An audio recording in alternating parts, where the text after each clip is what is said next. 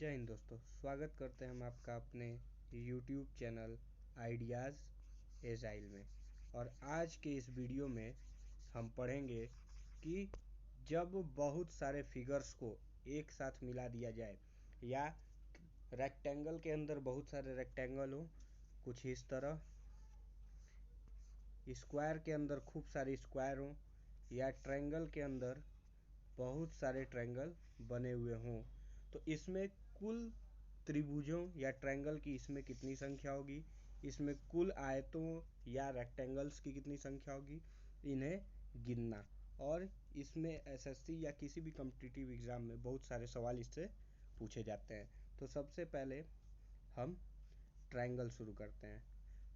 तो मान लीजिए क्वेश्चन पूछता है कि बताइए इसमें कुल कितने त्रिभुज होंगे, इसमें कुल कितने त्रिभुज होंगे। और अगर अब हम एक एक त्रिभुज गिनना शुरू कर देंगे तो गिनना संभव होगा नहीं, इसलिए हम ट्रिक याद रखेंगे। पहले सबसे पहले गिन लेंगे कि कुल कितने भागों में त्रिभुज बटा हुआ है, तो 1 2 3, और इन सब संख्या को अब हम जोड़ देंगे।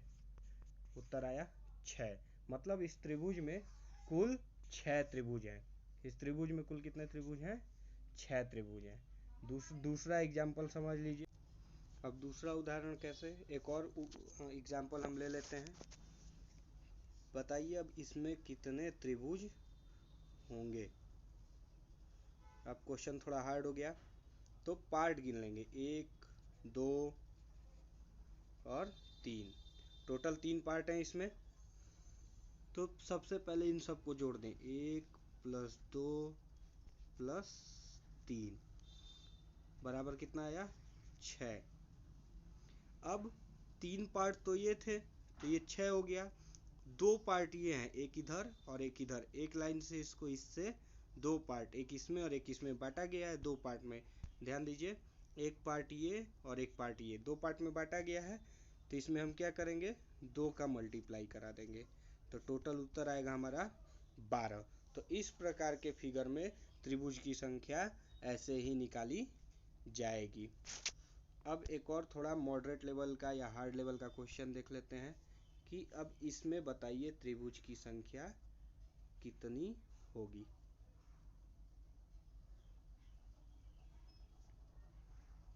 इस प्रश्न त्रिभुज की संख्या कितनी होगी, तो कैसे गिनेंगे।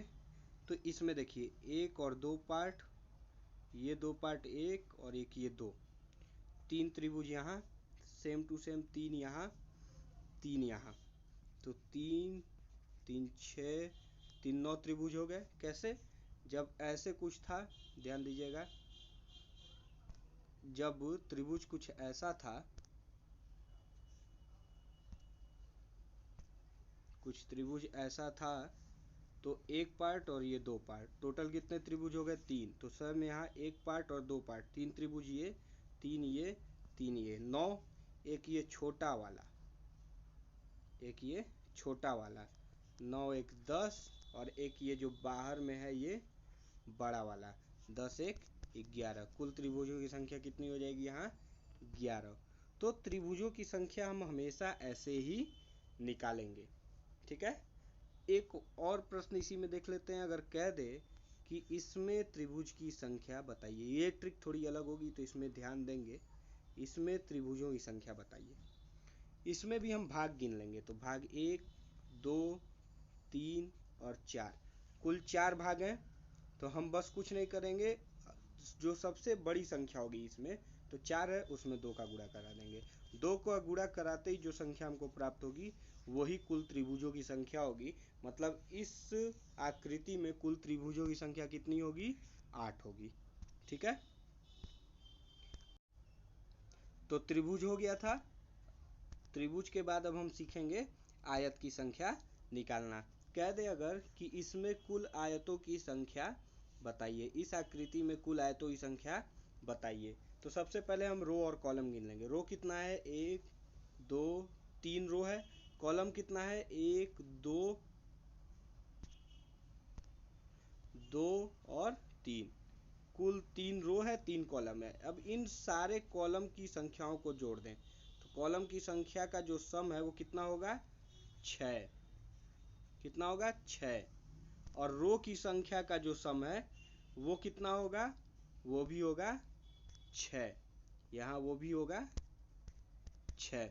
रो और कॉलम दोनों की संख्या का सम यहाँ पे भी 6, 1 + 2 + 3, और यहाँ कॉलम की भी संख्याओं का सम हो गया 6। अब इन दोनों सम का हम गुणा करा लेंगे, और जो संख्या आएगी वही कुल आयतों की संख्या होगी।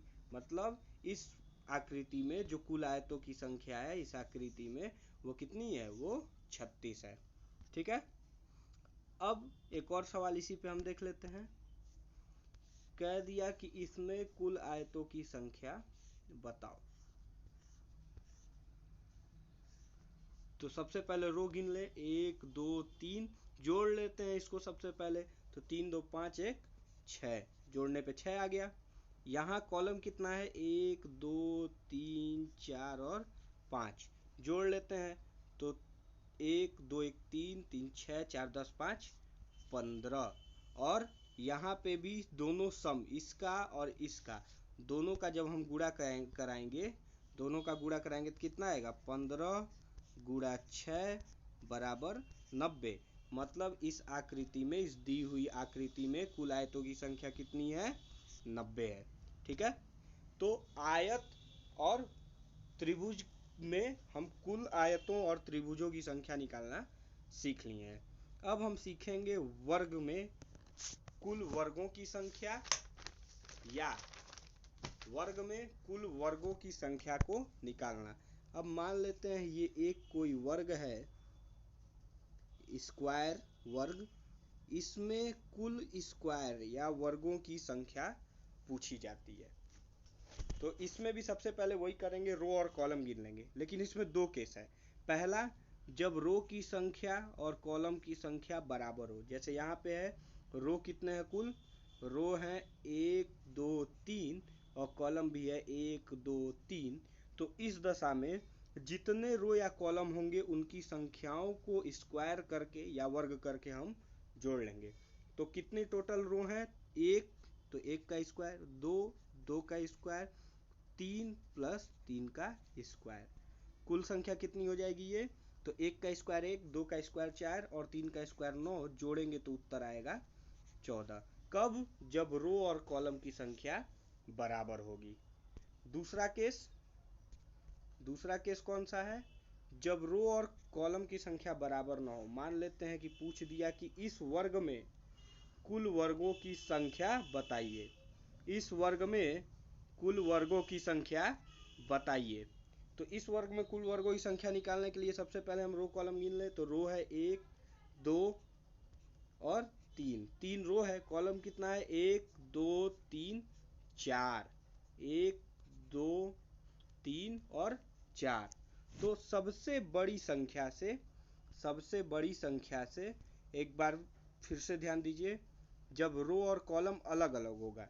जैसे ये फिगर हो, वर्ग मान लेते हैं इसको, वर्ग पूरा सही से बन नहीं रहा है। ये मान लीजिए एक वर्ग है और इसमें रो और कॉलम की संख्या अलग अलग है। रो है 1 2 3, कॉलम है 1 2 3 4।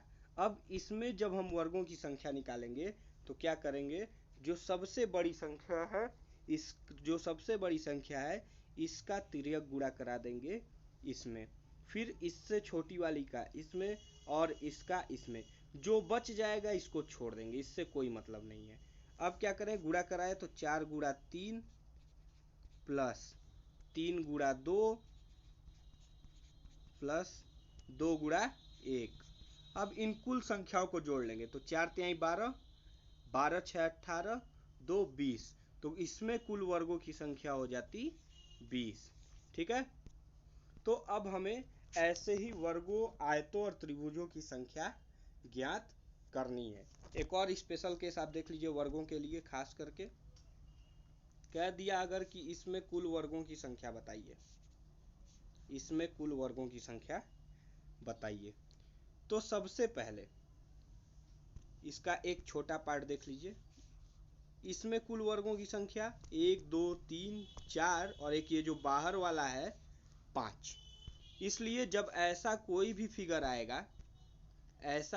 फिगर आएगा तो इसमें कुल वर्गों की संख्या 5 होगी।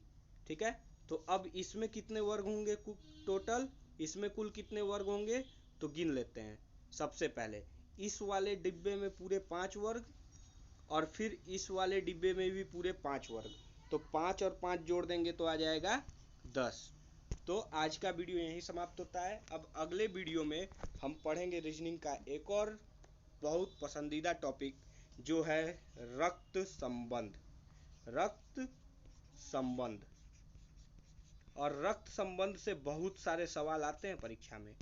और जितने लोगों को भी एनालॉजी के टेस्ट पेपर चाहिए, वो लिंक दे दूंगा मैं डिस्क्रिप्शन में, वहाँ से जाके आप डाउनलोड कर लीजिएगा। ठीक है, डिस्क्रिप्शन में लिंक मिल जाएगा आपको, आप वहाँ से जाके डाउनलोड कर सकते हैं। और अगर आपको वीडियो पसंद आया है तो वीडियो को लाइक और चैनल को सब्सक्राइब जरूर कीजिए। ठीक है, वीडियो को लाइक और चैनल सब्सक्राइब जरूर कीजिए, और उन सभी दोस्तों को भेज दीजिए आप मेरा वीडियो जो किसी भी कंपटीशन की तैयारी में जुटे हुए हैं। Thank you.